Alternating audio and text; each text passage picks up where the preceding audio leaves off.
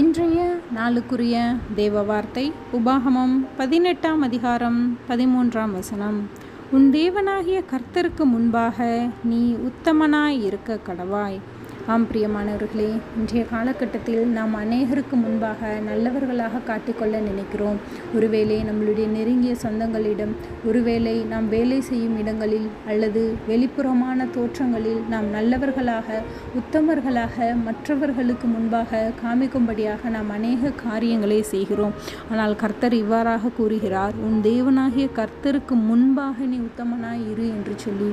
தேவன் எப்பொழுதும் நம்மிடத்தில் இருக்கிறார். ஒருவேளை வேலை செய்யும் பொழுது மட்டும் நாம் நல்லவர்களாக காட்டிக்கொண்டு அல்லது ஞாயிற்றுக்கிழமை ஆலயத்திற்கு செல்லும் போது மட்டும் நம்மை உத்தமமாய் காட்டிக்கொள்வதல்ல கிறிஸ்தவ வாழ்க்கை. நம்மை எப்பொழுதும் கர்த்தர் பார்த்து கொண்டு இருக்கிறார் என்ற எண்ணத்தோடு நம் அனுதின வாழ்க்கையில் நாம் உத்தமனாக இருக்க வேண்டும் என்று சொல்லி கர்த்தர் விரும்புகிறார். இன்றையிலிருந்து அப்படி இருக்க முயற்சி செய்வோமா? கர்த்தர் தாமே நம்மை ஆசீர்வதிப்பாராக. ஆமென்.